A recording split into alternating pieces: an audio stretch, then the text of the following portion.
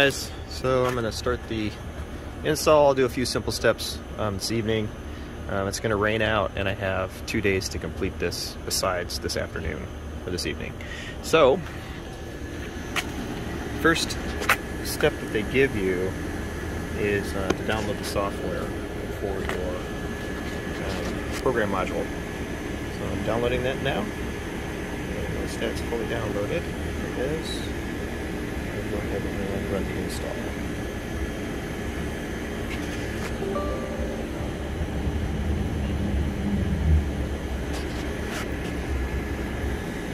So I'm going to run the install on the software and see what happens. Alright, so we've got the software, it's up and running. Pretty cool. Let's see what's next. Alright, so I plugged in the device. Yeah. Alright, and it got some errors. It said communication read-write error. So instead what I did is I came in here and I clicked on the update and I updated the software first, then I replugged the device in and that worked, and then I updated the device. So now I'm going outside to plug it into the port and we'll see what the next steps say. Alright, so I've got the cable that came with the unit plugged in, and this goes into your OBD2 port, and it's going to go right here. Now I have an extension on mine with a splitter because I run multiple devices, my heads-up display, and I normally run a wireless diagnostic tool. So we're going to plug this in. And as soon as I plugged it in, the device came on.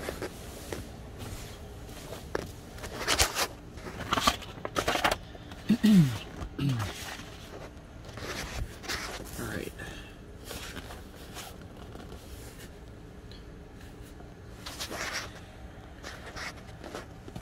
That's what it says. Select work.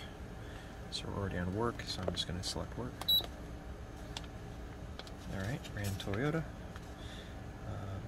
That's right, so we're just going to hit the select again.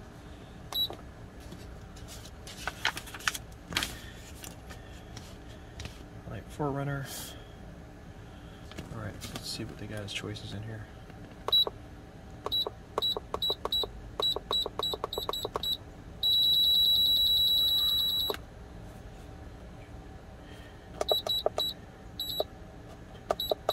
Oh, they do have FJ Cruiser in here.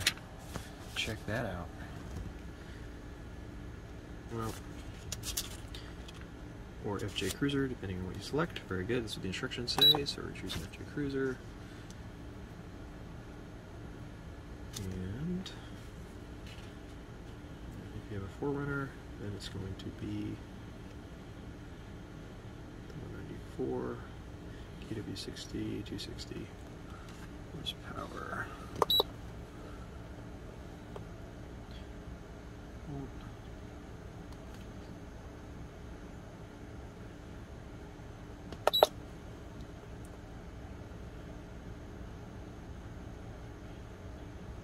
Come on.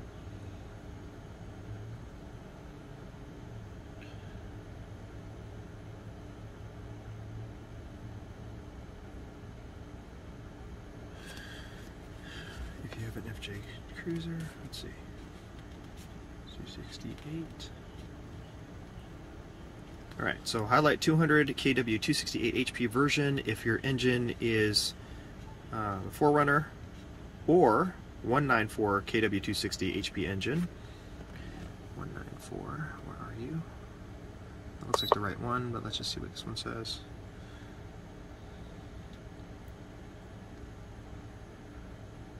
So it's 200 kW 268. I don't even see this. So what's the difference? 194, and it is 178. So we are 194. Now, I know that, but they say just don't make a mistake. It's not detrimental. We can reset it. I just don't want to make a mistake. So, read it thoroughly. Selecting it, moving on to the next one. Switch on the dashboard, check the connector, and press OK. Alright. Do not start the engine. Switch on the dashboard. Actually, no, I don't know if that's going to matter that I have the Caraboter LCD dash, but we're going to find out.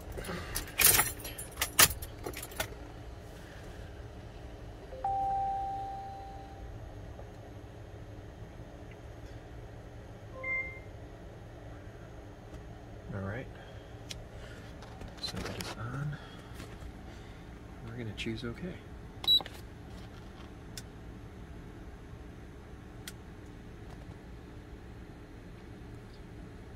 Progress.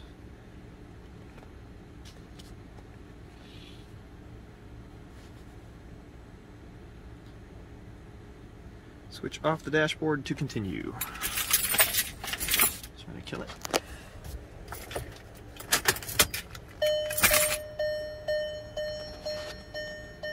Lights off, so we have the warning. Alright, we're hitting OK to continue.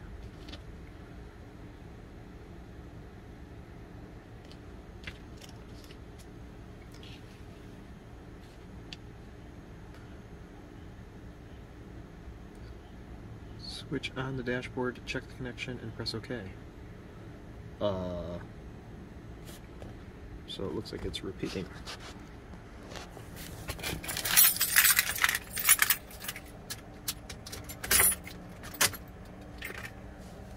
Try that again.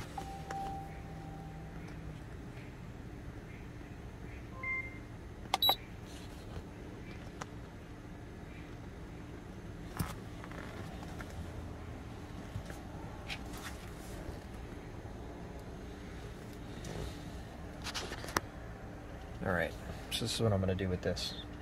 Because when I kill the key on this, this dash stays on. Alright? So I think we have a problem with that. So what I'm going to do... I was going to kill the battery, but maybe we can just wait till it turns off. I'll go ahead and shut the door.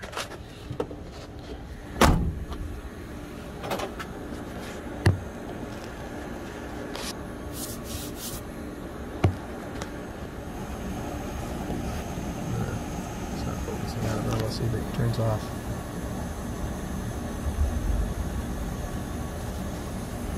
Alright, we're going to wait till that times out. I can't see it from the camera, won't focus on it from here.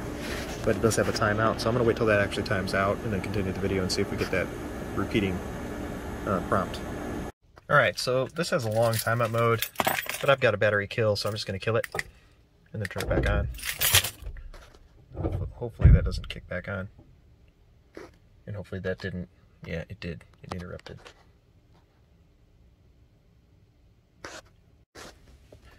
Alright, it does have you do the step twice, so I'm going to hit OK and see if it actually... Unknown ECU. Select manual. Okay.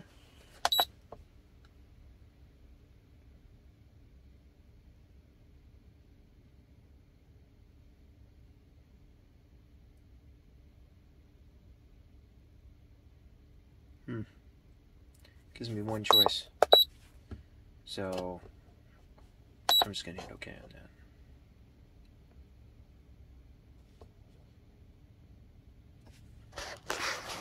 Doing this, I'm gonna take a photo of that.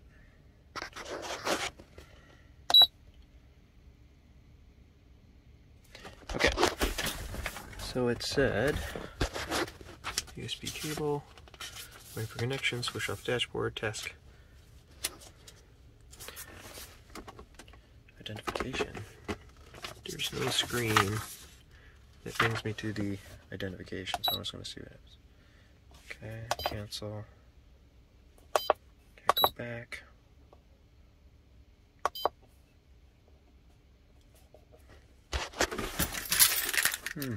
That's a little buggy. I'm going to find out about that. I'll report back. Alright, so what I did was, the screen after that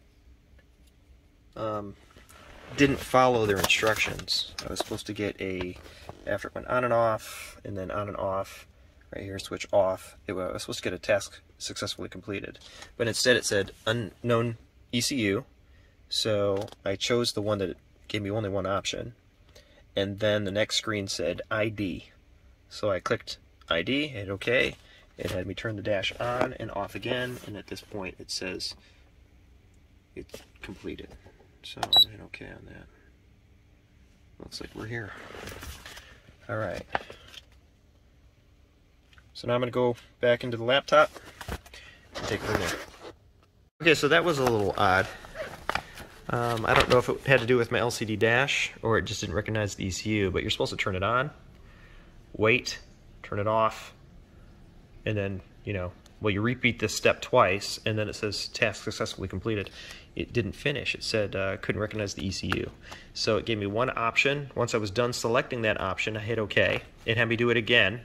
Well, then it brought me to a screen that said ID. So I chose ID. It then had me repeat on, off, or waiting for connection, off, and then it gave me this message. So I don't know if it did it right, but we're moving on to the next step.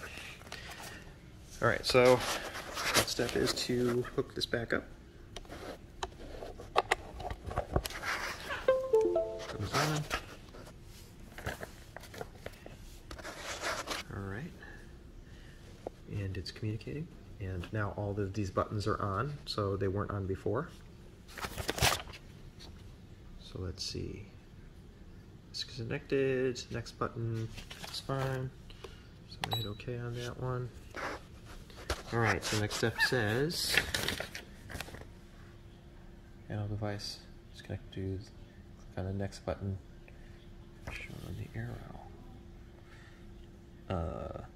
Next button. Client software and click download. All right, so we're going to click on download. This will be the next step. All right. Device is connected. Now you can continue with the wizard. So I'm just going to click on the next button. I'm just going to put it right in my documents. That's fine. And then confirm.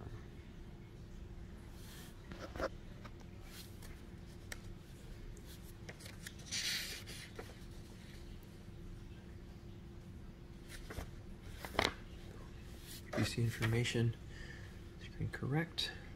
It's doing something. Okay, so I completed successfully, and it says close. I'm going to close it. All right, so it is right there. So I'm actually going to move this. You know what? I can just stay right there. All right, so then this is connected. Genius. All right, so close and select Toyota, followed Forerunner, and drop down menu. Click on Roller Rocker product. All right, so now here it wants you to upload that file to the website using the link that they provided under technical specs. All right, you will receive an email for Magnuson. Now, I don't know how you say that. Some people say Magnuson, so whatever. If I'm saying it wrong, I'm saying it wrong. So they're going to give you a file, and then client software, and click upload to my Genius. Right, so I think I'm going to upload that, and we're going to wait for the next step. And on this, I already had it open. I went through, so all of these links, their installation, their device instructions are all right on the Supercharger page itself, the model that you chose, and it's under down at the bottom. There's 3 links.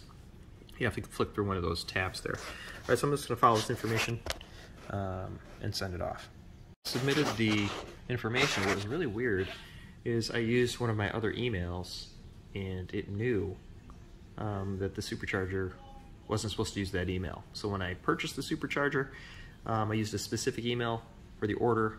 It looks like they keep that on file. So if you're going to order the Supercharger, make sure you use the same email. All right, that's it.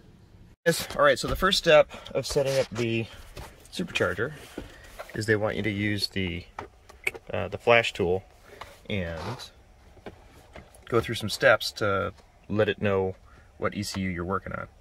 I kept running into errors saying that it was an unrecognized ECU or unknown ECU. So I talked to Nick, my buddy over at Alligator Performance, and he said, you know, the only thing that you have different than everybody else is the LCD dash. So that had to be it. Besides making sure that your battery's putting out over 12 volts when you run the tool, that also can affect it as well. So you can see through there that I have the battery on a charger. Yeah. Anyway, water's in the way. But it's putting out 12.1 volts, and I have the charger set into tendering. Still had the same issue. So what it is, I pulled the dash. I pulled the dash plugs. Really easy. Just remove this top container, 2 screws, and you can reach right behind there and pop these 2 cables out. and they're plenty long enough to test up here. Ran the tool again, and it all worked great, so now I can move on to the next step. Alright, so after the ECU was discovered by the flash unit, the next step is to upload that file to Magnuson, which I did, and it takes them up to 2 days, 2 business days to send back your tune, and then we can upload that. As for now, we can start doing this next steps, which is taking all the stuff off the engine. So it wants you to disconnect the negative battery. I actually have a kill switch for my battery, so I don't have to take that off. I just turn it off and it's disconnected. So on and off.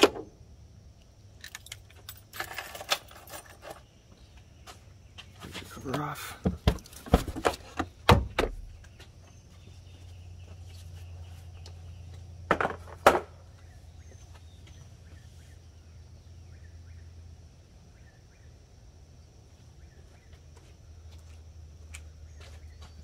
This off is the next part. Since we're in the MAF.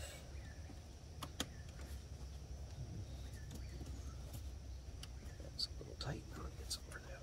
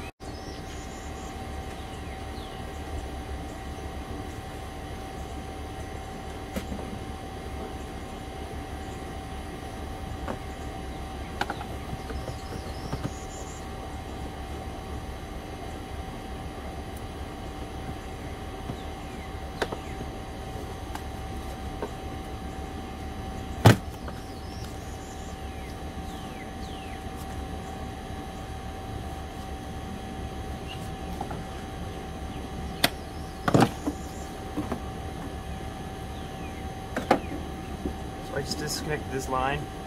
According to their instructions, it's a little different. It's on mine because mine actually plug in. On some of the other models, it clips in. So I just pulled those plugs out, and it should let me get this box on. this bar is here, this tube is here because I relocated the water reservoir, the windshield wiper water.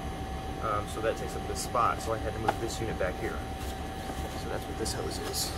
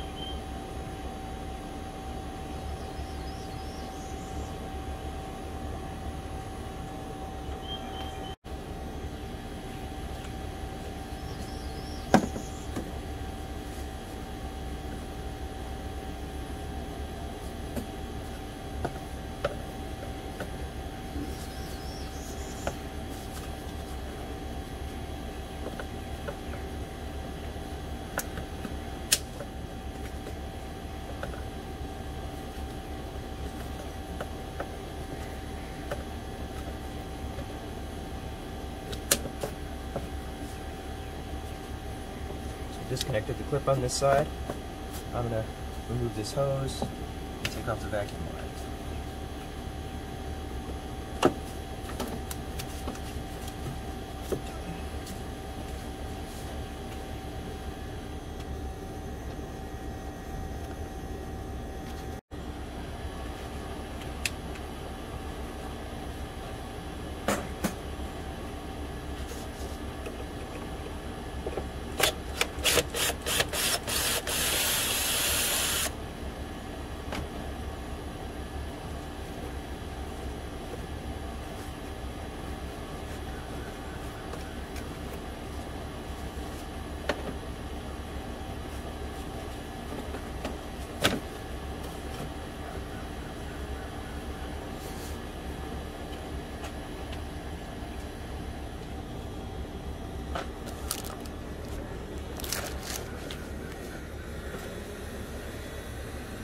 So on this side, it's not this 10, it's this one down here. I want to take that one out.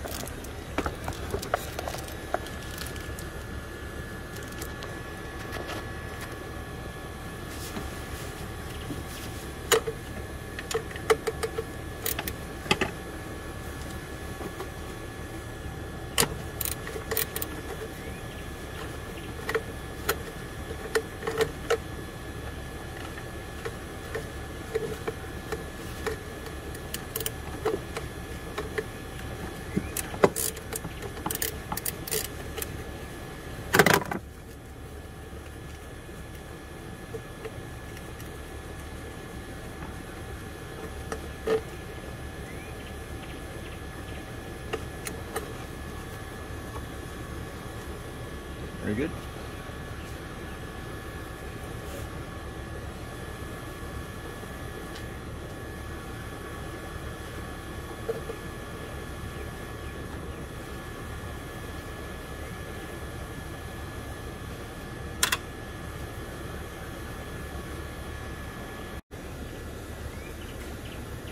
All right, now we're going to remove the fresh air tube.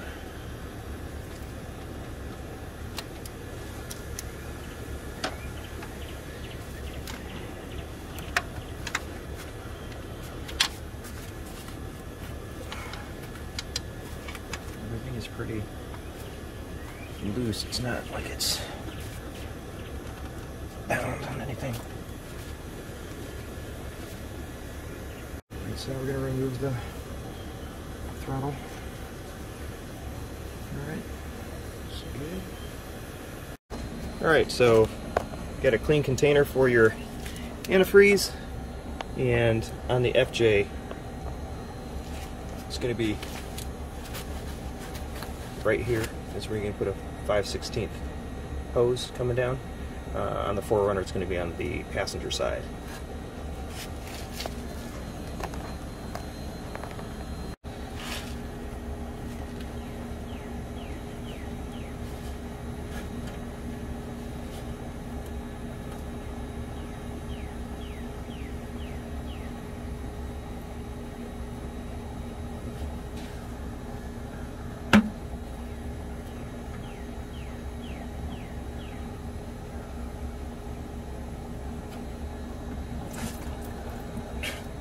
Alright, so that's draining.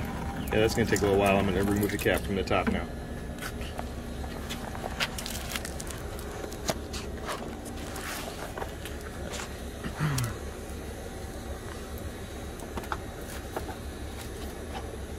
The instructions say don't do this when it's hot. Didn't think I had to say that, but you know.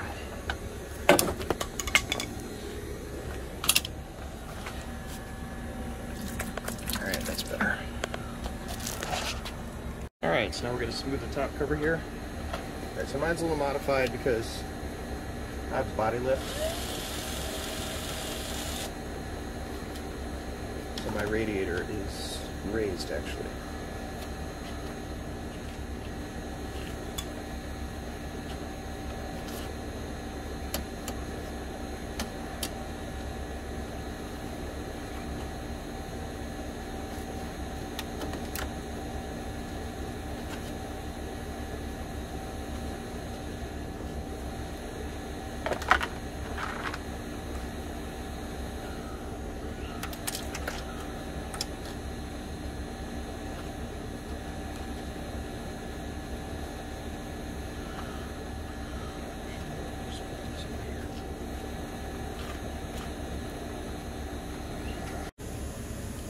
Alright, now we need to remove the lines from the throttle body.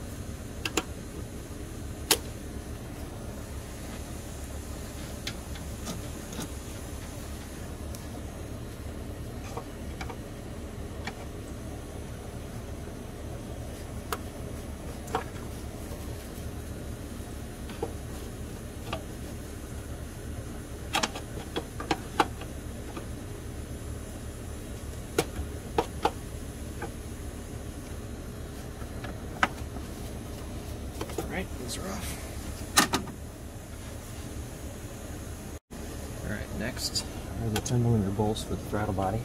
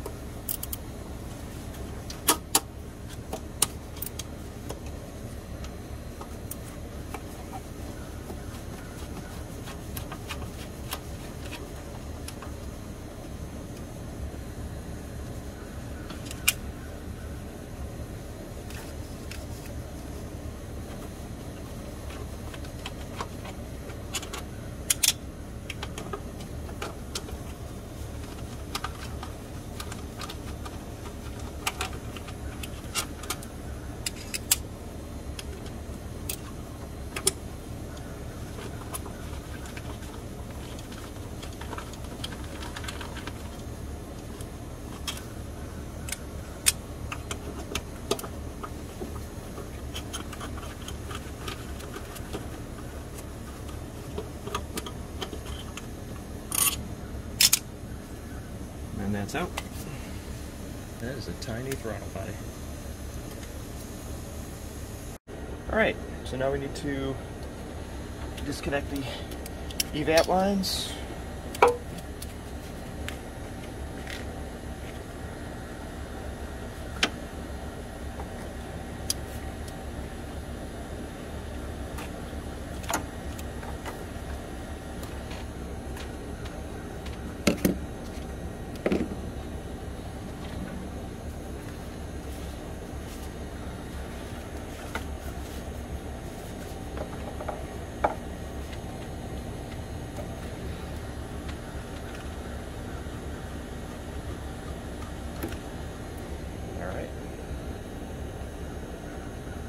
Alright, now we disconnect the clip. Put the wires on. Break this thing. There it goes. Good.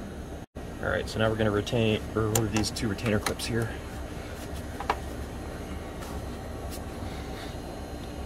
Looks like I need to pinch this. There it goes. I don't know if it wants me to open it or take it off. Looks like it just wants me to take it off. Okay.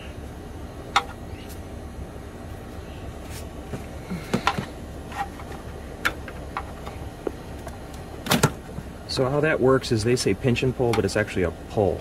So this little knob right here, this little nub right here in the middle, actually pulls out and it comes off. All right, those are off. Now we need to remove this hose right here. Zoom in. So it's located right there.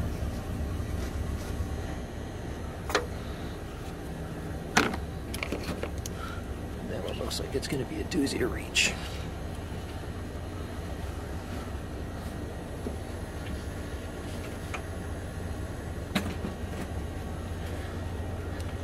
Things are a little harder to reach for me because on my truck I'm running 37s with a lift, and a body lift to clear 37, so I have to use a ladder to get to stuff.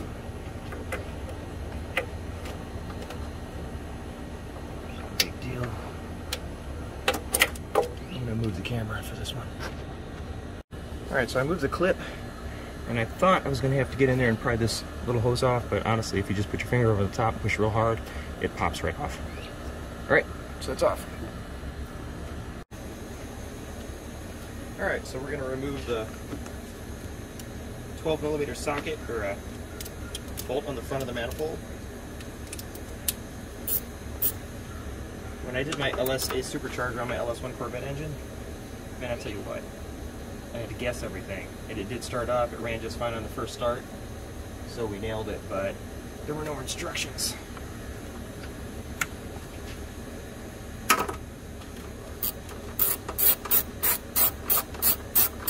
This one, Magnuson, their instructions are amazing, with full color photos as well.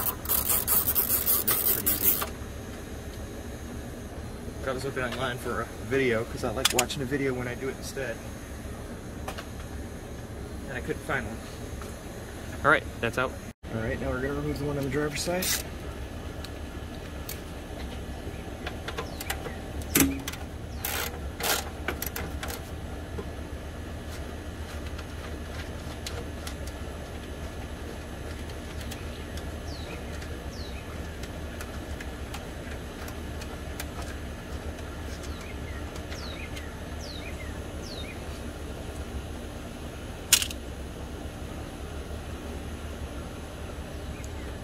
One more on the back side.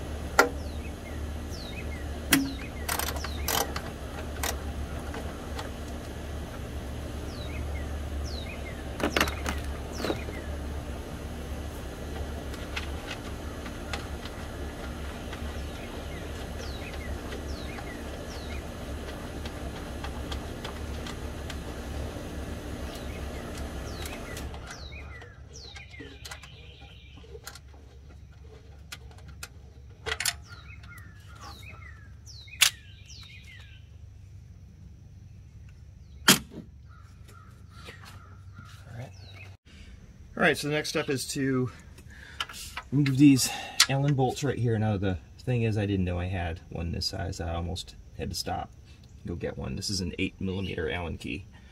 So I just popped this one in here like this. I used a wrench. I put the wrench on like this, and then I popped it loose.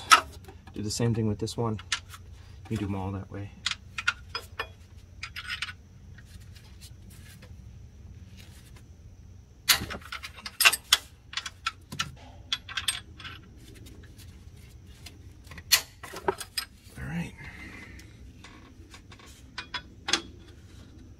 So it says make sure there's no debris around it. I still have some Texas mud in here from the Toyota Texas Jamboree, but I don't think it's enough to matter. It does not like there's chunks of rocks and stuff in here. And in fact, it actually looks pretty clean.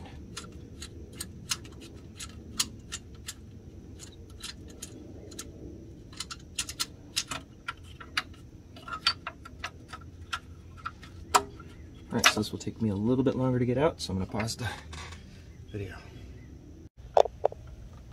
Looks like a little baby horsefly wants to eat me, and it's waiting.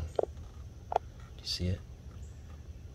Yeah, it's on that bolt. No, it can smell me on that bolt. Oh, there it goes. Looks like my ankles are in danger. Gotta watch for horseflies. Alright, let's pull these out.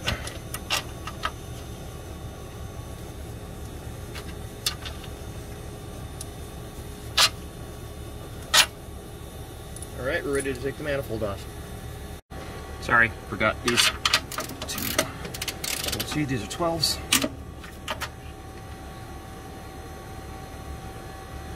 Ooh, it's going to be a reach.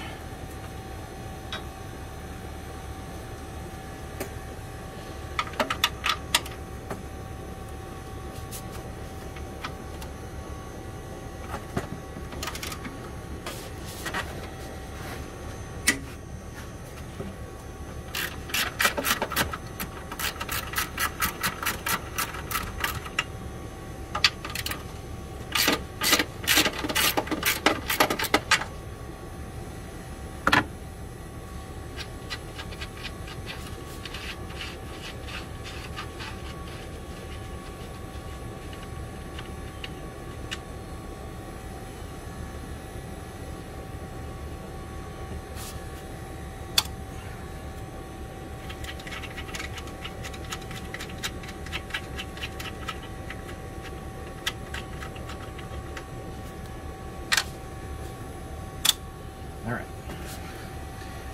let's take it off.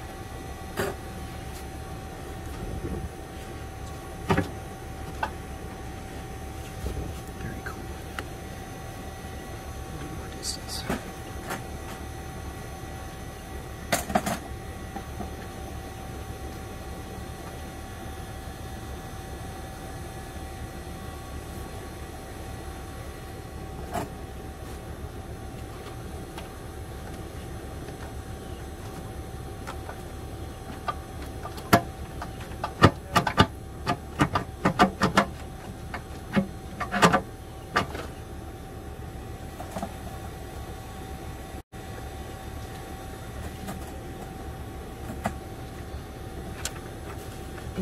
Alright, sorry, I had to say good morning to my son. There we go.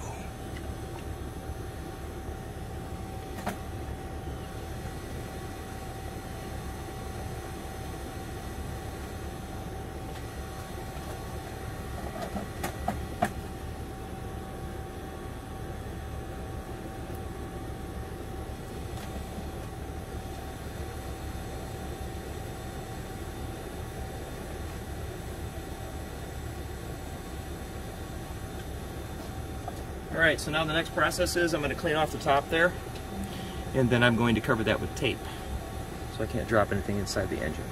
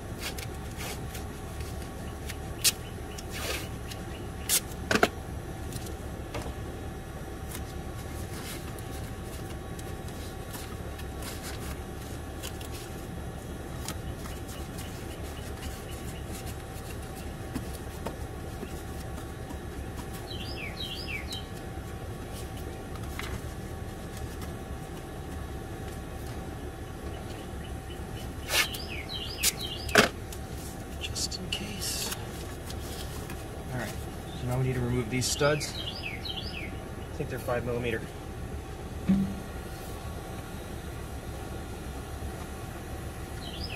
So the instructions say that these are 5mm, but 6 fits on them, not 5. So we'll see if we get these out. Yeah, let's go right out. Oh, looks like these are reverse thread. I didn't read that. No, they're not. So they're just trying to.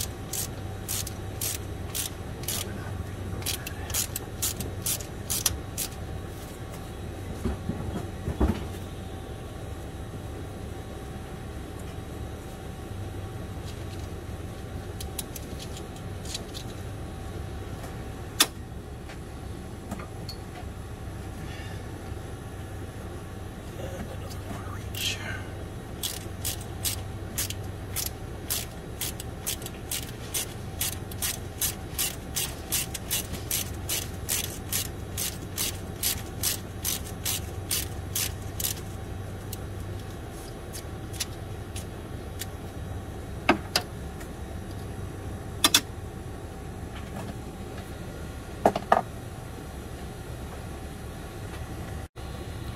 Now we need to remove the 2 brackets. One is going to be reused, one is not. This is the one that's not going to be used again.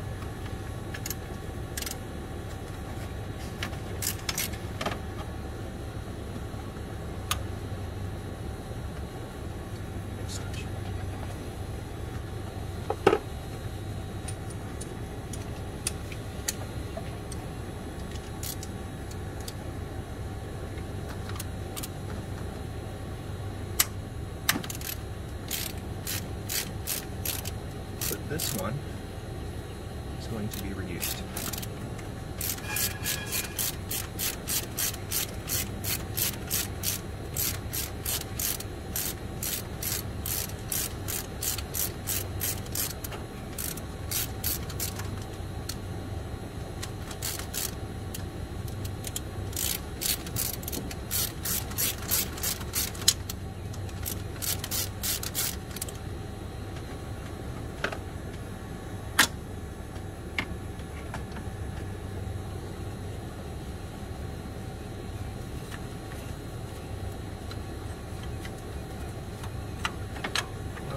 They didn't tell me to input this in the instructions.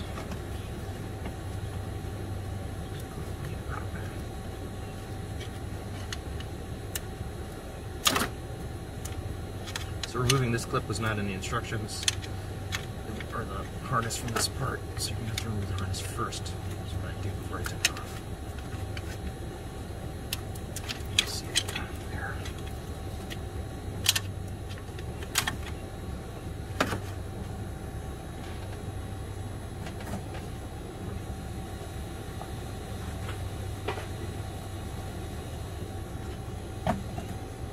Now what I'm going to do, so I'm going to mix up some of these bolts. So I'm going to put that bolt back in that spot.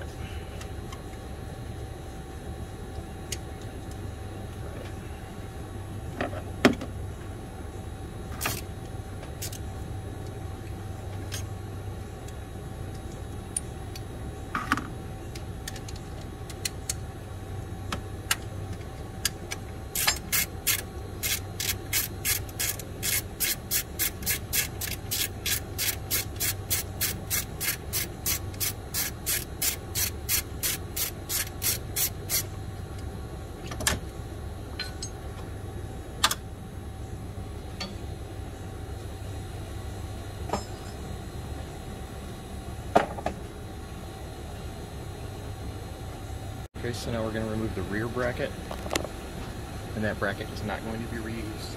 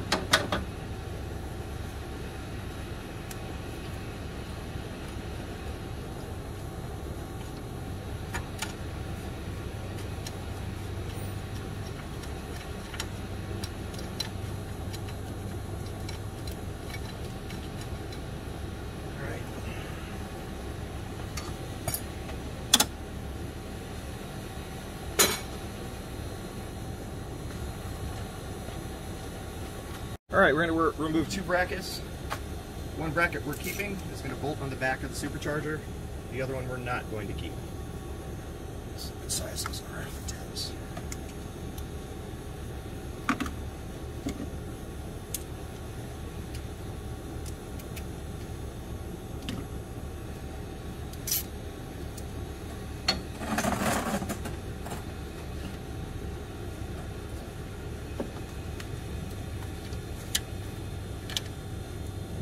The original OEM bolt on this one goes on the back of the supercharger.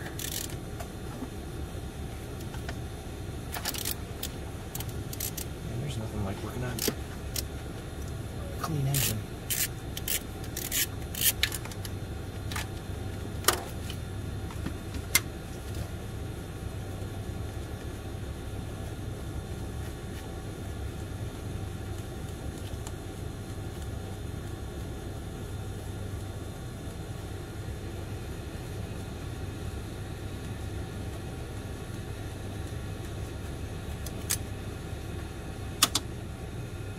This bracket you leave on the harness. This one we're going to take off. Again, that's a pull out tab. It should come off.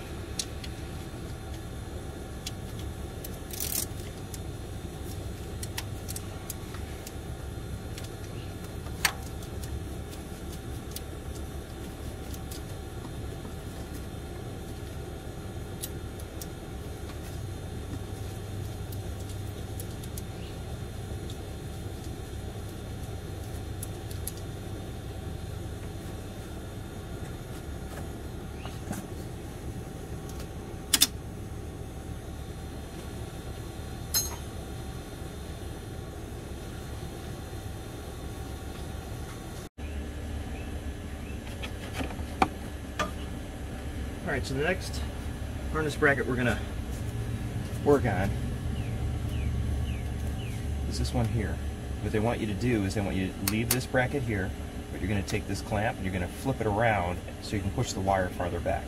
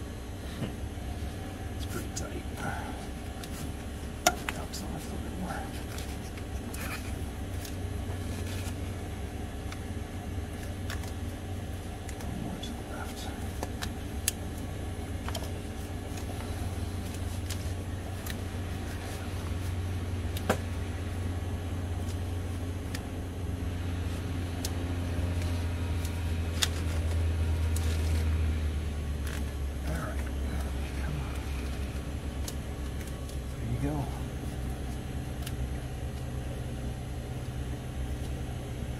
Wires are still in.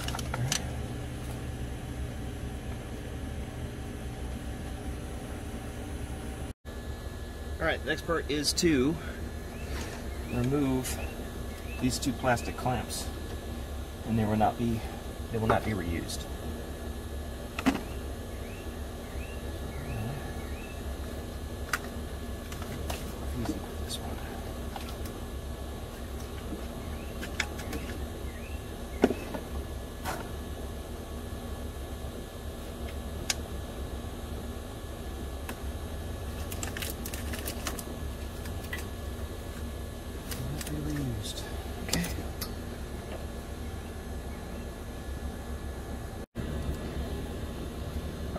So the next step is to remove these two studs. They're not going to be reused. I don't have the tool for them, so I just use vice grips. I recommend getting the tool for them, but this worked.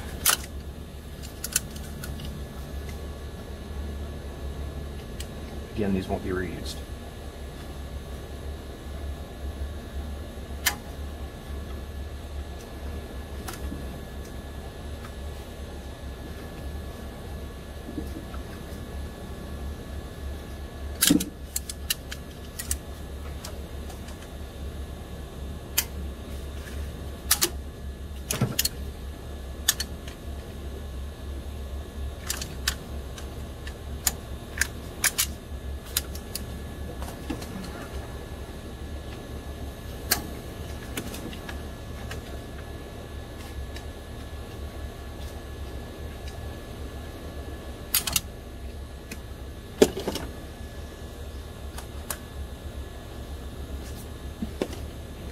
Finger tight.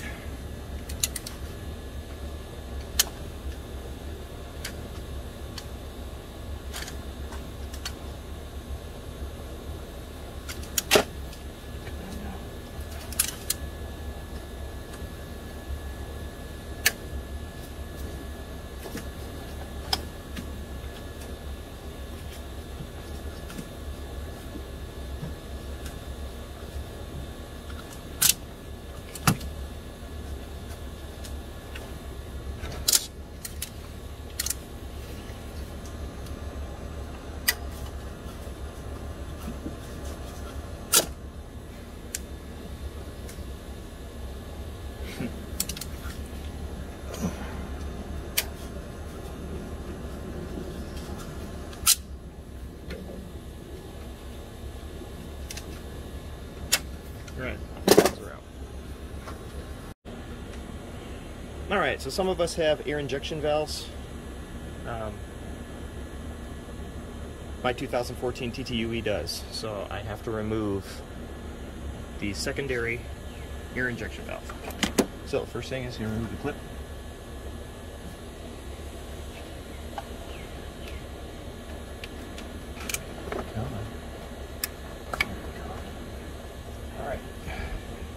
We're going to take the 3 bolts out that are holding it down, and we're going to take the 2 bolts out that are holding the tube on the side.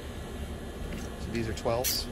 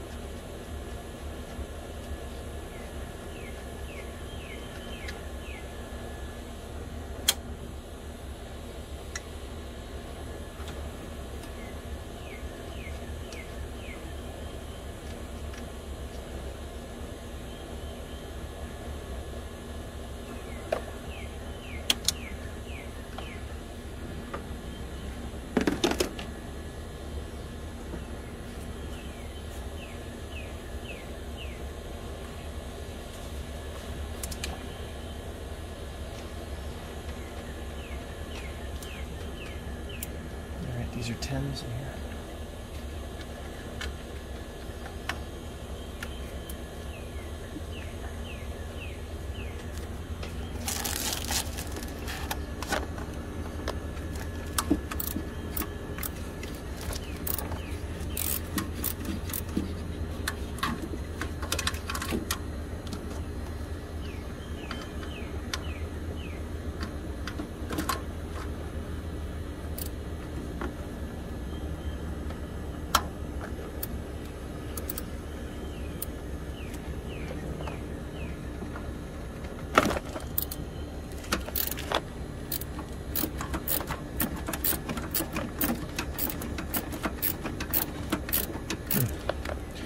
It's actually the stiffest bolt so far in this whole process. Alright, I'm going to get that out, and then we're going to set this air injection valve to the side.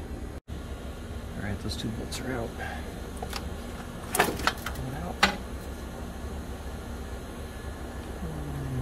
That was a gasket. Yeah, there's a metal gasket that's between these two. It just fell. So I will grab that real quick. Spot it. It's my skid plate. Alright, so you just set this to the side. We'll put that back after we get the spark plugs out. Here's the gasket, so just know when you pop those apart, watch for the gasket to fall. Alright, so I'm pretty good at misplacing something, especially something that small. So I went ahead and just taped the gasket to the device so we don't lose it. We have to do the same thing with the air injection valve, the primary one, on that side, so that's what we're moving to next.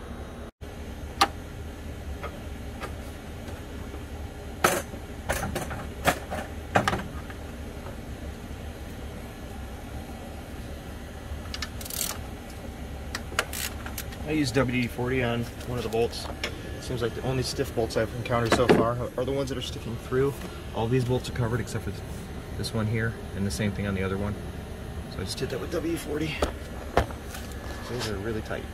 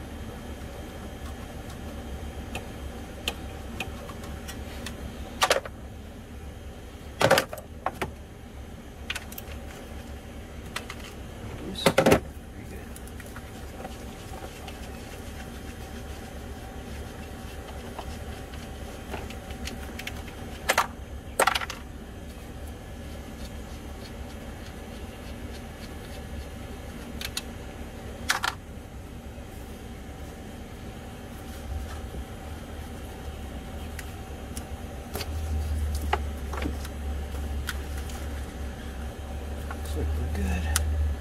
Where's that gasket this time? Put the gasket off. Alright, so I'm going to put this to the side, and I'm going to tape this gasket to that. Alright, so the next thing is going to be pulling the coil packs. Oh, what's that? Ooh, tea! Alright, so what I'm going to do is, I don't know the timing order of this, but what I'm going to do is I'm just going to mark these. So I know this is going to be, because I'm going to have to disconnect these, it's going to be the front. I'm going to call this middle. I'm going to call this rear rather than 1, 2, 3. That makes it a lot easier to know which direction they go.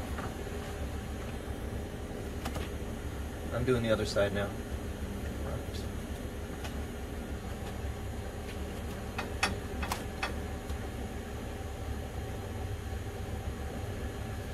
Okay. Now that those are marked, it wanted me to unbolt these, then disconnect. I'm just going to disconnect them first.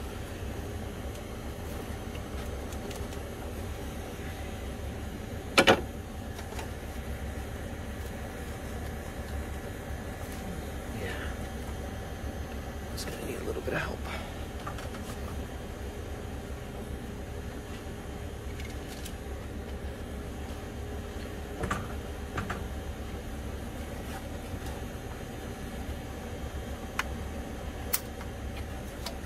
comes off.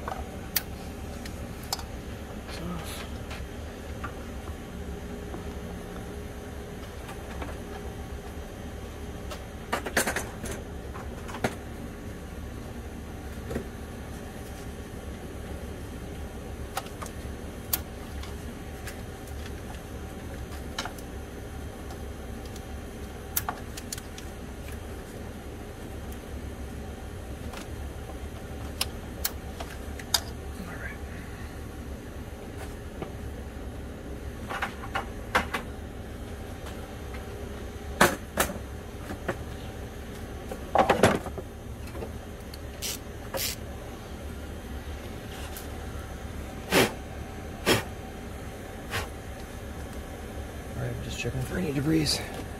There's a little bit of sand on this one, but no big deal, it's on the bottom.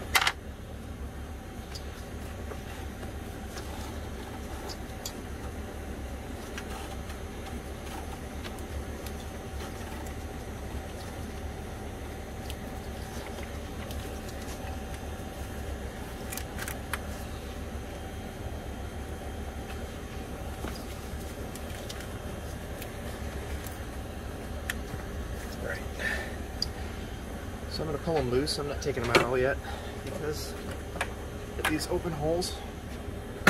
Do on the other side.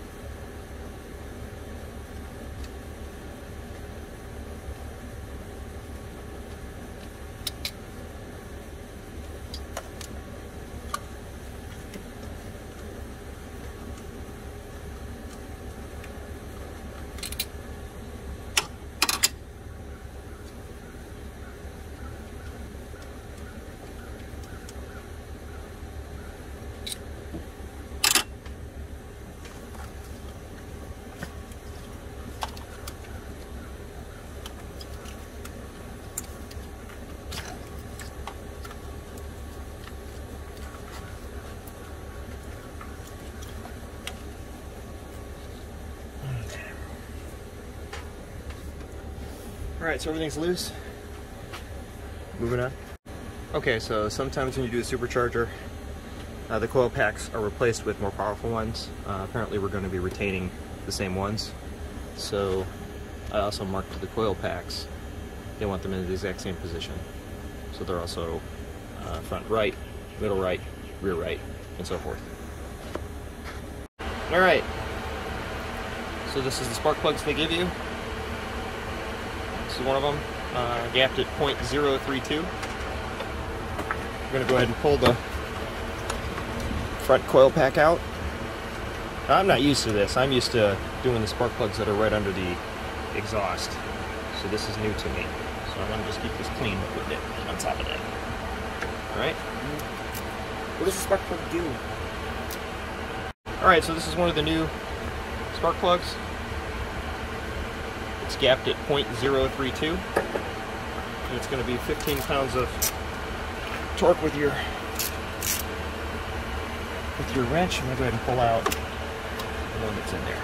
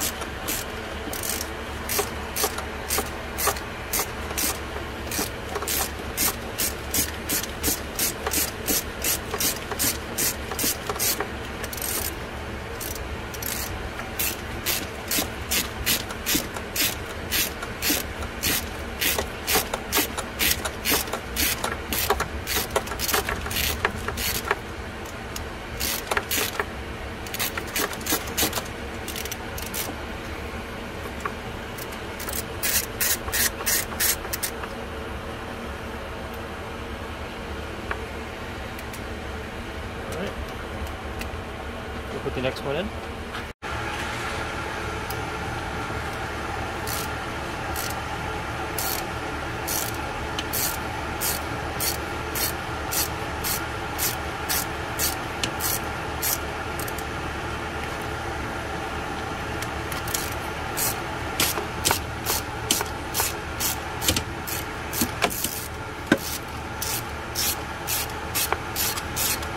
Alright, so I'm going to go around, I'm going to replace all the spark plugs.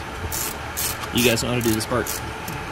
Alright, I guess I'll do one for you guys so you can see. So, I don't have an extension that's long enough, and sometimes it will separate inside the shaft. So just make sure, if you do tape it, make sure it's not going to rip off any tape while you're in there. So this is the old spark plug. They all look really clean. It's pretty not bad at all. It's not bad at all.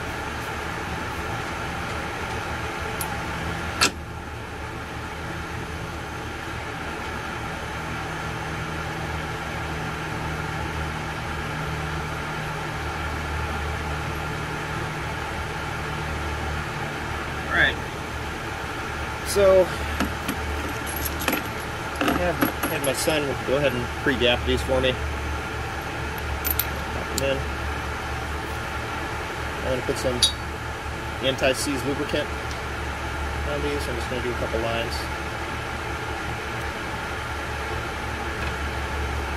Let's do a line on each side. Just go ahead and put it in.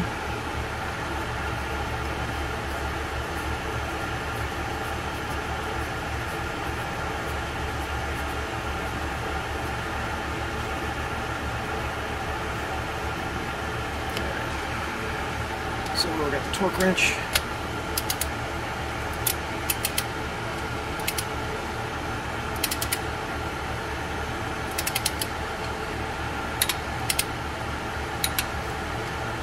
Excellent, that one's done. So I'm just going to take the coil pack and put it back in. And I'm just going to go around and do every one of these. Alright. Alright, so the fuel needs to be 91 octane or higher, and I usually bring my FJ home, SkyroninFJ home, on a full tank every time I take it out. So it's full of 87 right now. So I just got some octane booster, 104, and it covers 25 gallons, so we're good. So that's what you want to do. Alright, all the coil packs are screwed in. I've clipped that side. I'm going to go ahead and clip this side.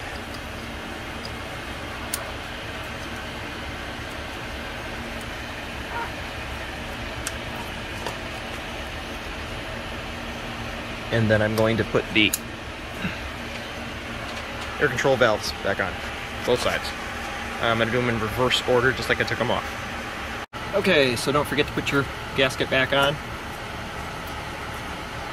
Fits over that there, and then we can move this in position and get this bolt on.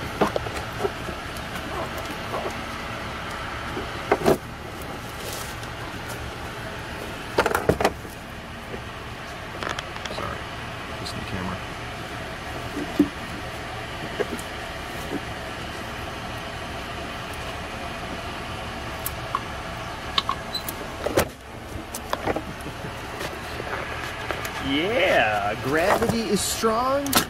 Okay. Let's try that again. Not losing the gasket. There's 3 bolt holes on there. Kind of has to go straight.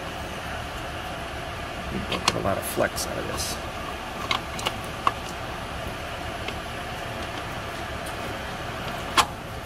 And don't smash your finger. And we're good. Kinda. Alright, now we're good. Alright, let's get those bolts in.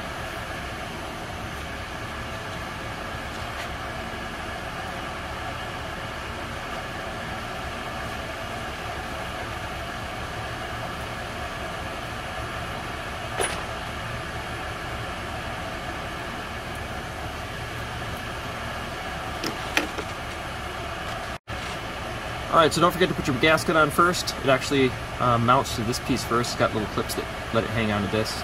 Then line up your 3 bolts, pop it back on, and let's bolt this thing in. 10 millimeters first.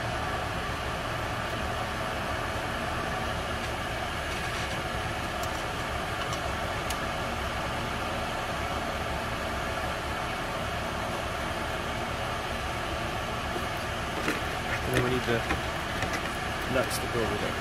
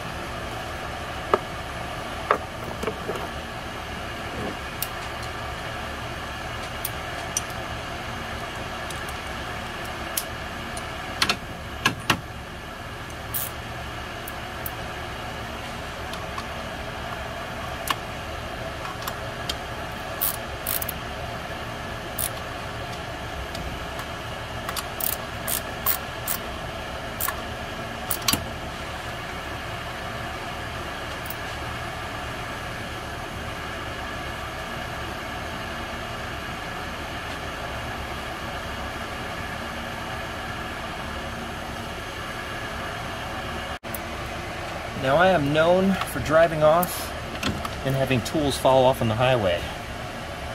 Probably not the smartest thing to do. So I'm trying not to leave all my tools laying everywhere. Last time my wife was following me in her van, the drill bit flew off the top and hit the bumper. Kind of scared the crap out of her. Probably not a good idea. There you go, one's on, and I'm going to reclip it. Let's put that sensor back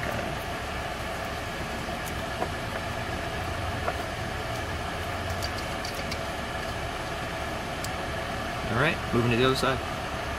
Okay, the right side is in, or the driver's side is in. Alright, moving on. Alright, the next step of business is, after both air control valves are put in, the driver's side and the passenger side are both in. Everything's clipped on. The harness is clipped back on, and we're going to go ahead and remove the thermostat hose here, and then we're going to pull the thermostat housing off, which has 3 nuts holding it on. I don't know if I can reach that where the camera is. Let's give it a shot.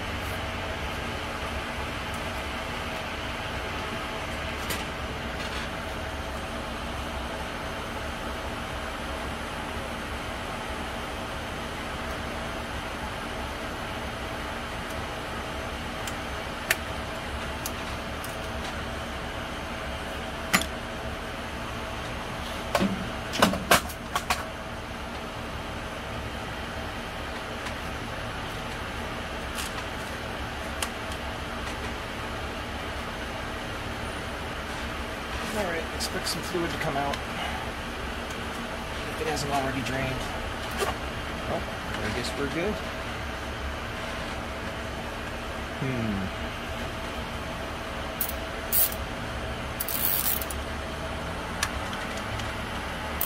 hard times. These break free pretty easy.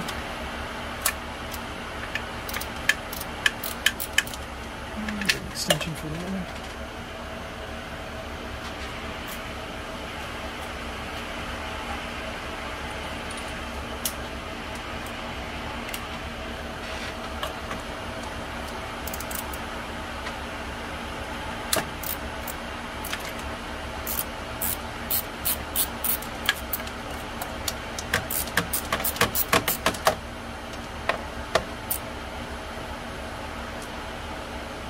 Now I took that antifreeze, I just left it in the bucket, and I covered the bucket so junk doesn't fall in it, and I moved it out of the way. I still seem to have got a leaf in there, probably a Texas leaf.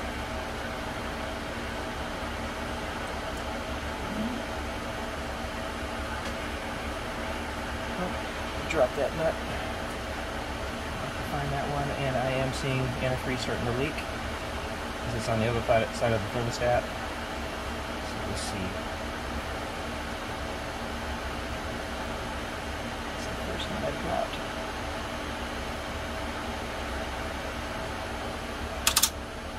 Let's pull this off.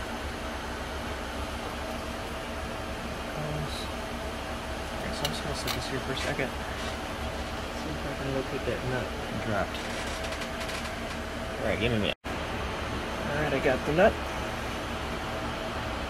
Alright. Moving on.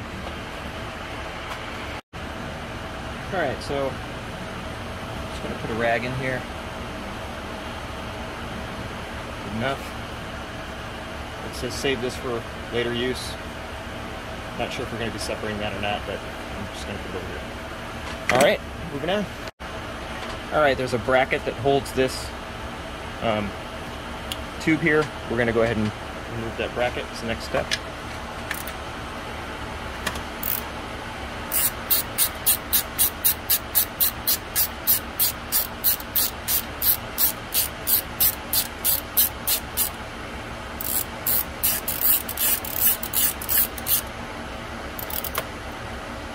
So it says save this stuff.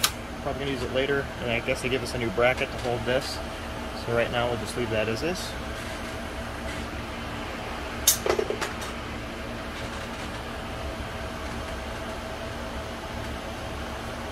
Alright. So now we need to get down here and we need to remove the 4 nuts that are holding the fan. Okay, so these bolts, 3 of them so far. I'm trying to reach the 4th one now. I just had to give it a quick jerk, and they loosened. There.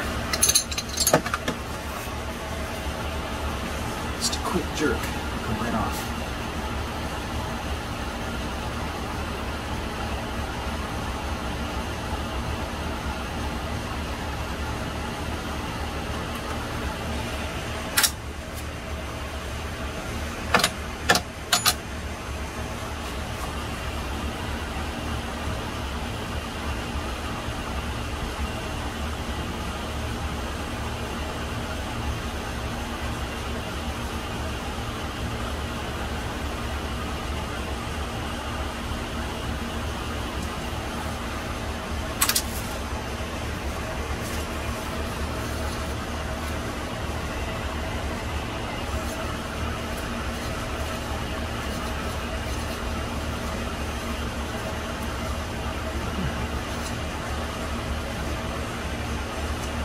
Usually I have my magnet tool aiming at these so I don't drop the nut.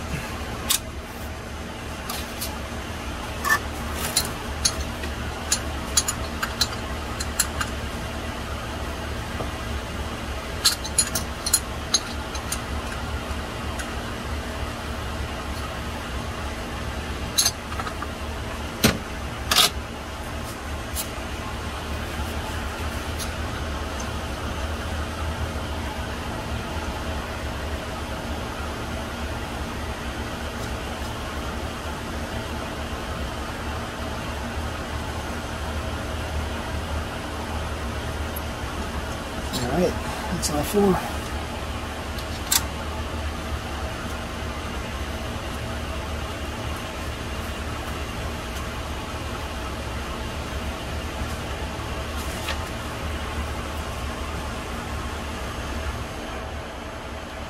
Alright, so now it wants me to remove the bolt. It's right here.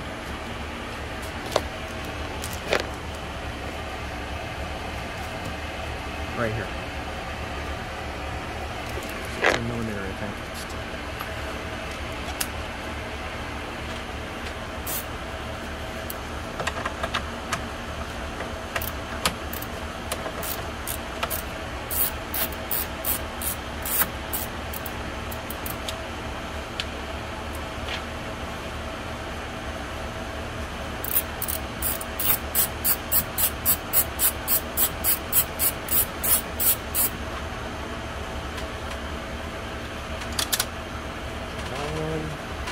Now it wants me to remove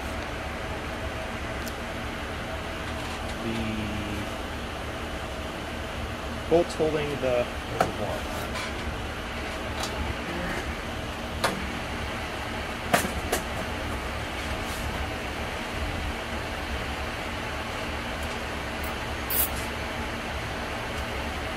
This will be here.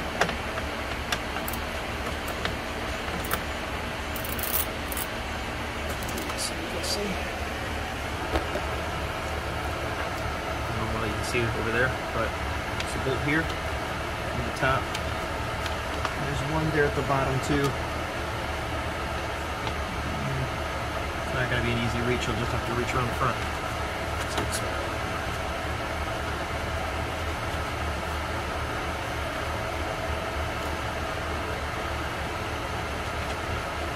Now this is showing a few bolts that don't exist.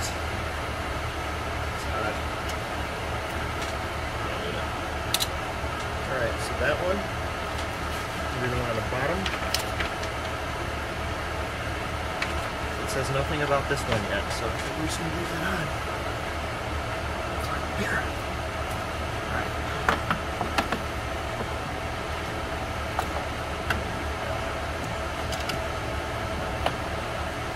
Do some more origami.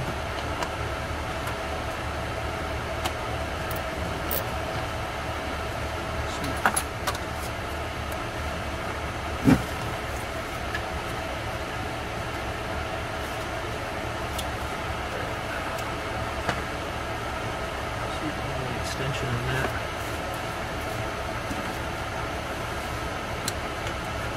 Just my fingers. Now if this one drops, I'm just going to drop it in the skid plate.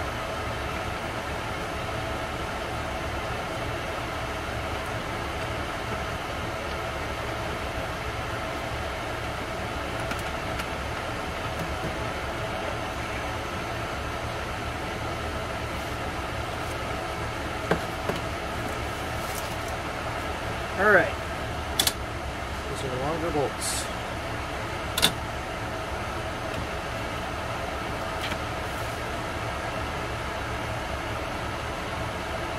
Fan shroud. Spread around the edges slightly in a different area. Okay. Slightly in a different area.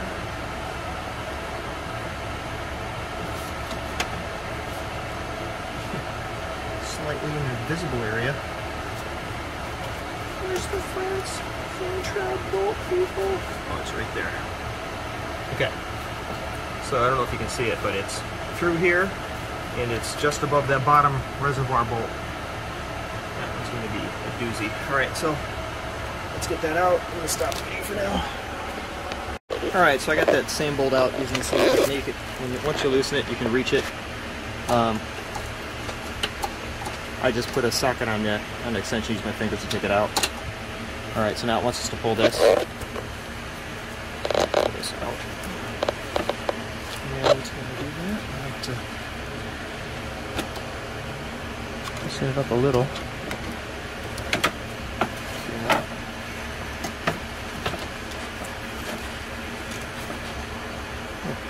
Hardest tube, hardest bolt so far. get to...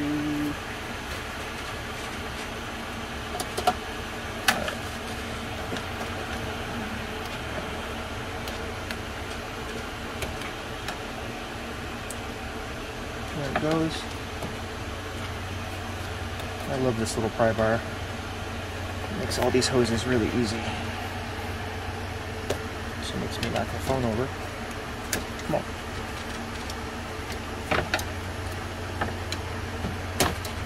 Alright. It's off. Sorry, I missed that. Alright.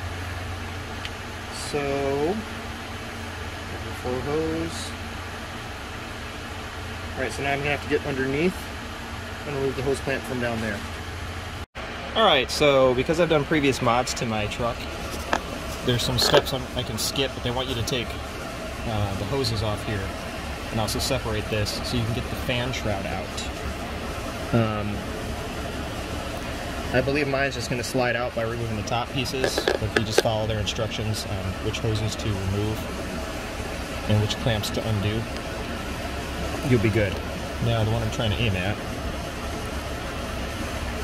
is not that one. Okay, so you see there's a plastic, looks like a Loctite, but it's actually a clamp that holds those two hoses together. Apparently they want you to take that off. I don't think I need to, so let's just see what happens. Alright, so that is the clip that I was just pointing at, right there, the white one. I unhooked that, and my fan shroud's clear to pull out, except there's some tabs that are hitting the hose. That's why they want you to remove the hose. So you can see the tab right underneath the hose.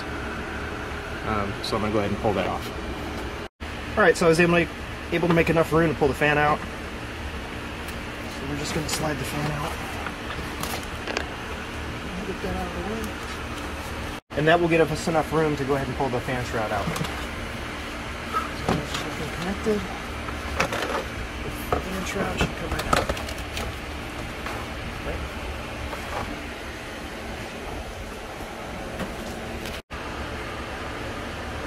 Alright, to protect the radiator, scrap piece of cardboard, cut it. I mean, it doesn't have to be an exact fit. Then just put it in there. They tape it on theirs. Mine looks like it's just pretty much holding. There's a couple pieces of tape in there. Let's see what's going on here. Good enough. Alright. Next step. Alright, so I'm putting two nuts back on this because it holds this on. So I'm just gonna, they're not gonna be tight. I'm just gonna put them on for now. That's a precaution. Alright, let's see what we're supposed to do next. Now we're gonna try and check the crank bolt out. Ooh, this is gonna be fun. Alright, so I've got a big impact wrench. It's not going to fit in there to take the crank pulley bolt out. So I'm going to go ahead and just pull the radiator since we got the hoses off anyway. There's only 4 bolts that hold it in. So I'm going to go ahead and pull this out. Alright, so this is where we're at. We were able to pull the radiator out, and then we covered the radiator for the AC. And we got the impact wrench in there, but it's still not moving the crank pulley bolt. So we're going to come up with a different solution, and we're going to try that now. So what we did was we shoved a screwdriver through one of the holes on the harmonic balancer, and it let us use a breaker bar to loosen the bolt. So now we're going to try it with the impact wrench. There you go.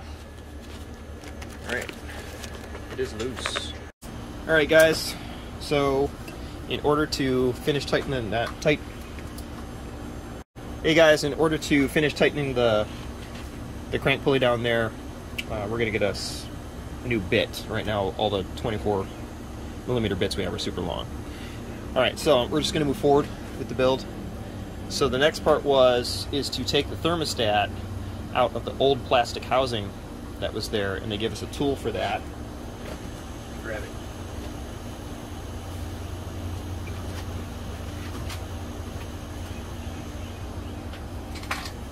So this is the tool. You put it on like this, and then you can push down on it, and then you can twist it out, and it came out of the other housing, and then my son went ahead and put it in this one. Alright, it's good to have a 20-year-old that knows engines come out to help you. So we're going to put this on, and we check the seal. The seal's still good. So we're just going to slide this over, and we're going to tighten that down.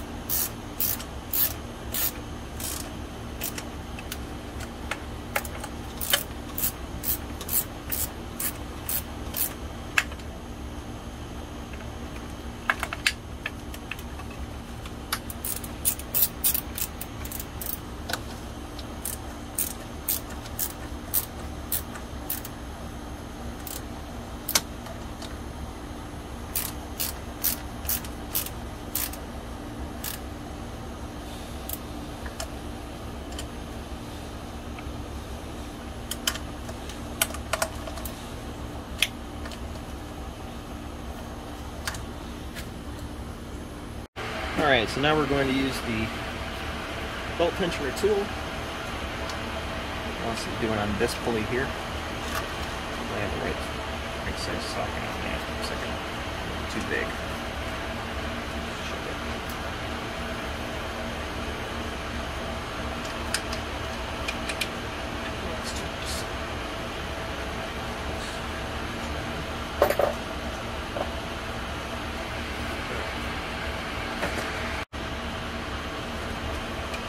That's a 14 down there. Is it? Yes. All snug. Oh, that works. Let's try not to get on this thing now. Not much. Not enough. So you just want to take it off the alternator. What I'm going to do is I'm going to slide it off one of the smooth pulleys. There we go. And I'm just going to put it back. Alright.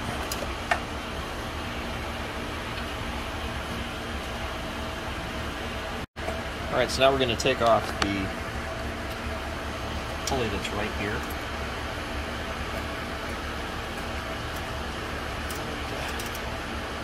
Stronger than that. Alright, we're going to pull off this top pulley. A little bit more leverage.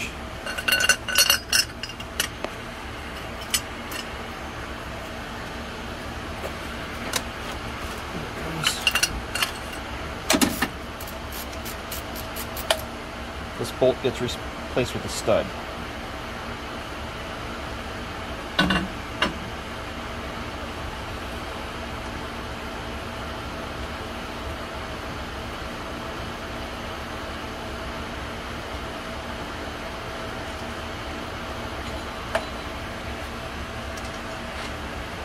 Toss a little bit of Loctite on that, and that's going to go into the bolt hole that was there.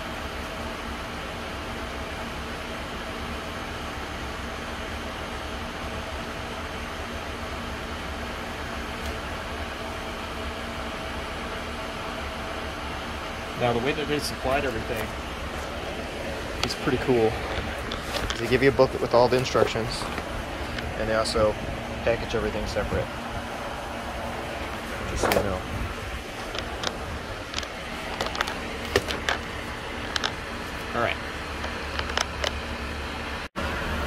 Alright, so normally what you need is a stud installer. Now I don't have a stud installer, but I do have a particular set of skills that I've acquired over a long career. You know what I'm saying. 2 nuts, put them on there.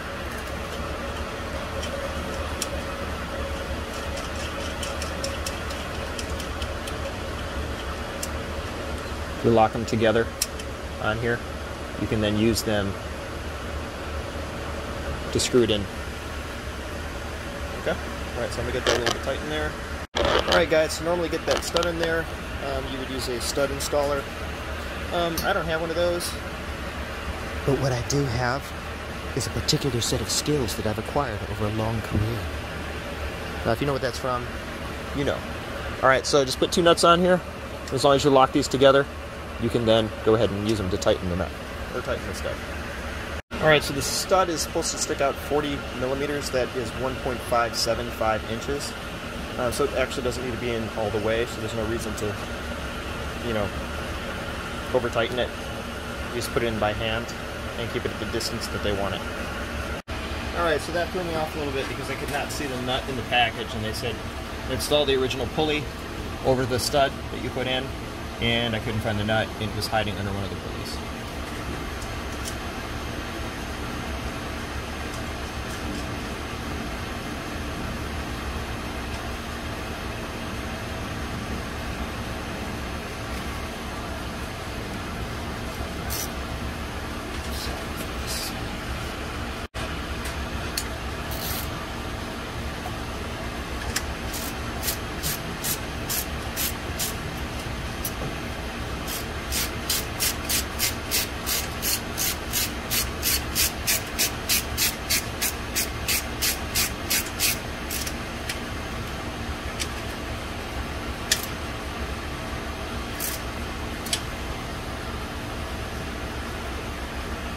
Go.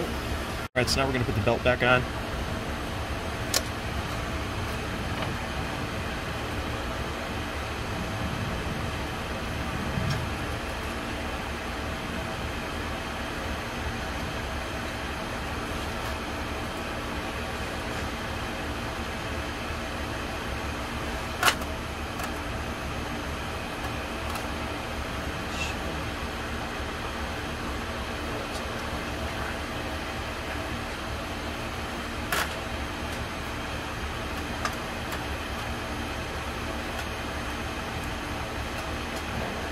This.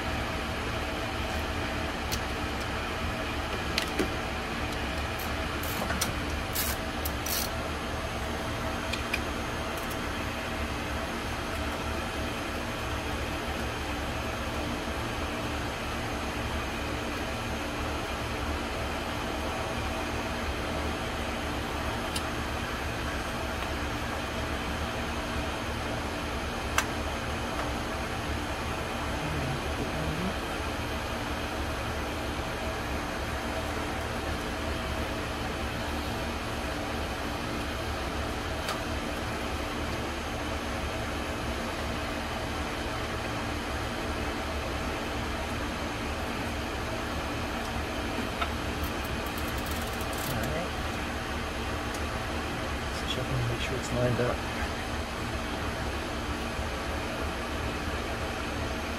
Yep, that's good. That's in.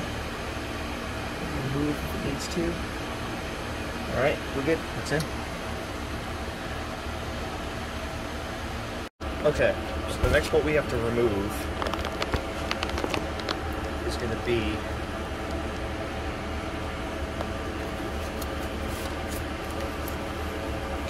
right here. It's hard to see, but it's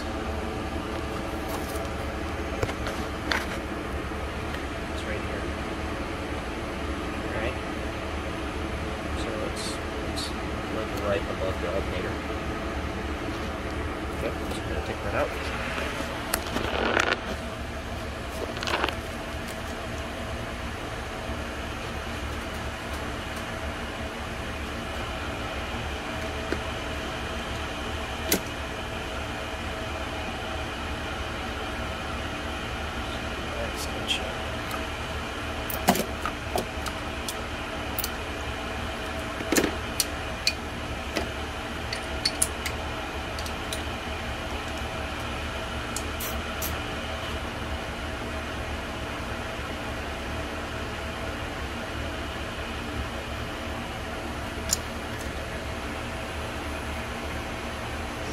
odd bolt to see, but it is right there. What size is it? I think it's a 10.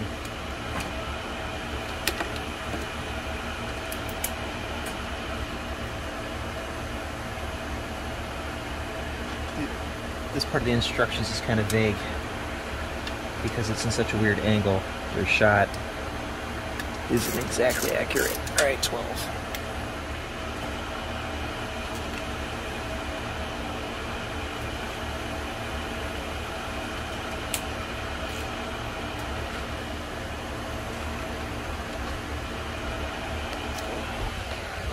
Looks like we got a gecko caught in the plastic. You want to save 15% on car insurance. This is the guy right here. So we got to get him out. All right, come on, buddy. Come on. Go that way. There you go. See ya. Sorry. Had to save a lizard's life. It's completely safe now. Find more lizards crawling around. Hopefully don't scare the crap out of you. Now, where's my ratchet?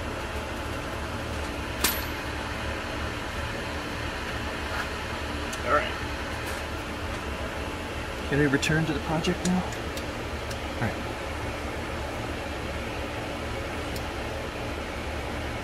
That bolt is stubborn.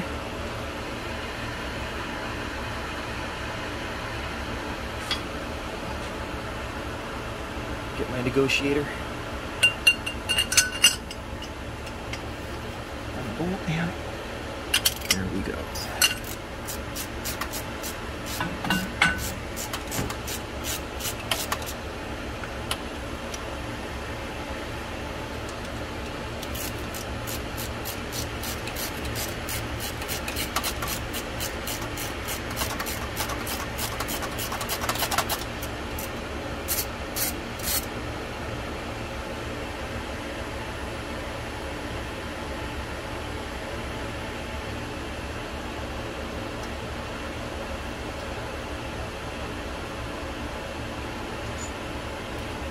Alright, there's the bolt. Alright, so this is the bracket that you get. What I really like about it is it's super light. And then they want you to put this spacer in. It goes into this slot right here. Okay? I'm going to put some Loctite on here and put this on. Okay, so that piece kind of upset me. Alright, this did not thread right. You can see it kind of got stuck and it ate the threads on the end. So, on my LS1, I have a bracket made by Dirty Dingo, and the thing is made superb. As soon as I started screwing this in, I could feel like a sand grit kind of feel to it. It doesn't go in smooth. So, this is a negative so far. It's kind of lame, so I'm probably going to have to trim that end off and fix it. Okay, so not too happy with this bracket. It is lightweight, but it's kind of grainy in the threads, and this piece finger tight started binding, and then I tried to get out with a wrench, and yeah, I literally had to cut the tip off the black spacer and try to re-thread it with the spacer. Anyway, this piece is junk. They need better quality on this. Okay, so a bolt nut does not go in that pulley. That pulley actually goes on like that. You'll leave the stud sticking out, and this junk bracket is the one that holds that pulley in. I'm going to keep saying this is a junk bracket because that thoroughly upset me that I had to fix bad threading. And honestly, this thing should not be made out of aluminum. This should be steel here, because threading aluminum in aluminum is really screwy. Anyway, so now this bracket, zoom out here, you can see this bracket and that spacer goes on the back side. This, you can't see because of that wire. This fits over like this, and then that corner That spacer goes on the alternator in the back. So the spacer down there, and that bottom one goes over the stud. Alright, let me get this in here.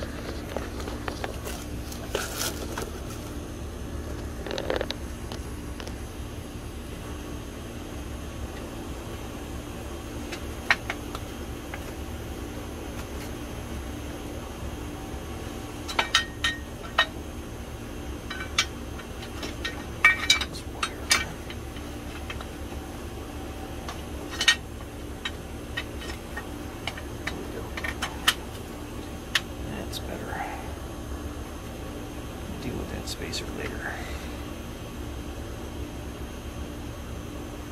Alright. So now we can put the nut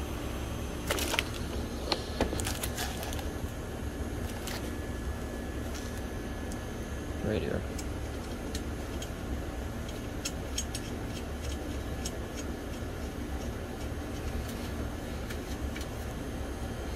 Alright, let me get the other pieces installed. Hey guys, got carried away. Didn't film everything. Alright, so listen, best way to do this is you align the bracket, put this one in first, otherwise if you lock that nut down there, this doesn't line up. So you want to thread this one first, and then you can thread that one. Do them equal, and then you can start putting your pulleys on. So we're still putting the pulleys on.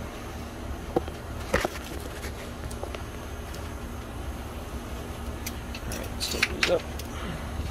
Those 15s. Those are 15s. Alright. And we got a forest of tools.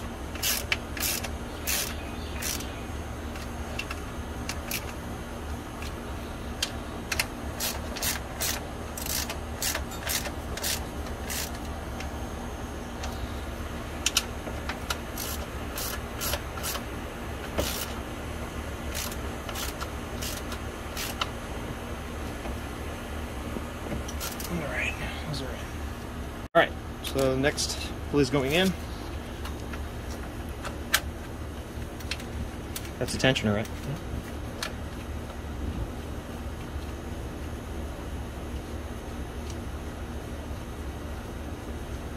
Yeah, we're gonna have to do something with this. They actually provide a new bracket for this, I believe. Okay, looks like it's a 14.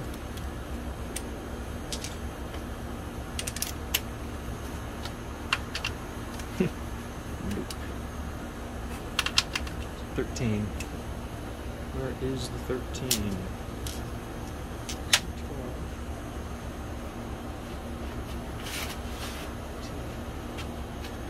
It's laying around. Look over there. Thank you. So we got an extra bolt over there. Oh. It's a 12.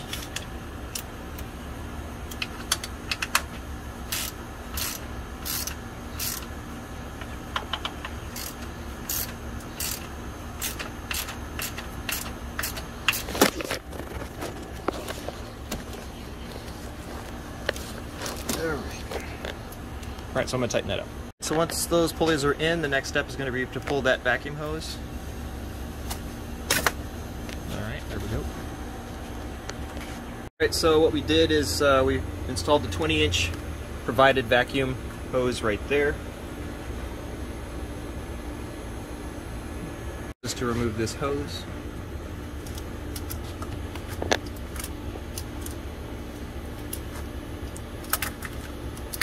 Get in there, you want me to do it? It's kind of far. Yeah, that's why you gotta use a ladder. Well, this pliers kind of stuck. Made in China.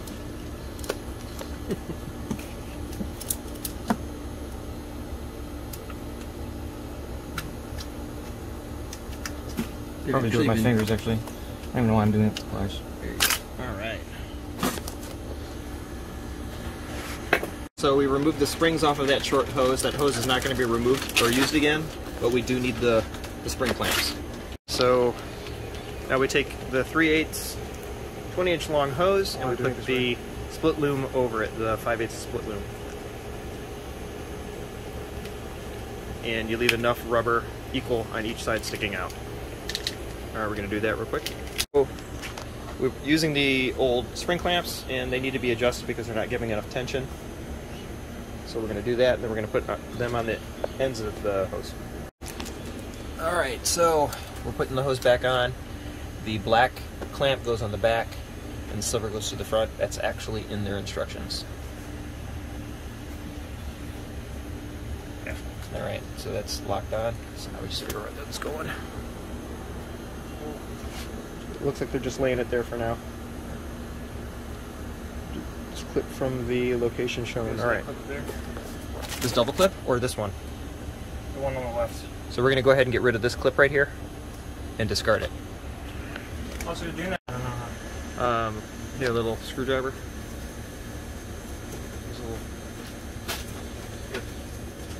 So that tab pulls out and then you open it.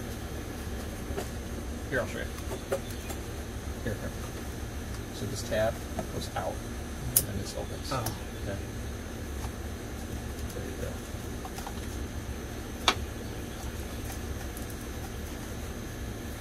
That one you have to use horsepower still. Looks like there's a push tab in there. That one got your finger then. I clipped it back to you. Okay. Alright.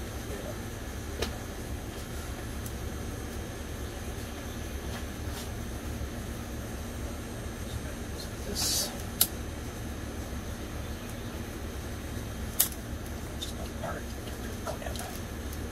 And it's garbage.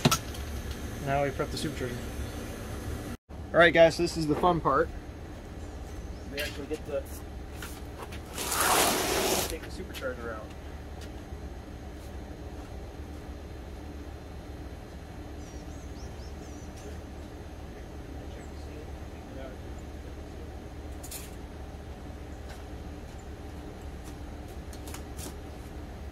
Alright, it's Florida and it's hot out here. So it's like working in the, you know, like Florida. Alright, so checking the gasket from the previous intake manifold, and looks fine.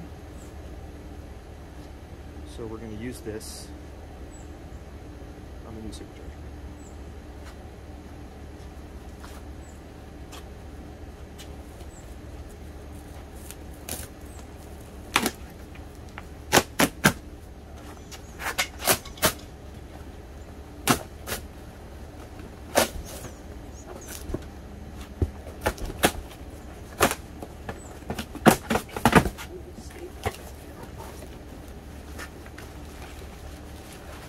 Look at this. This is super. No.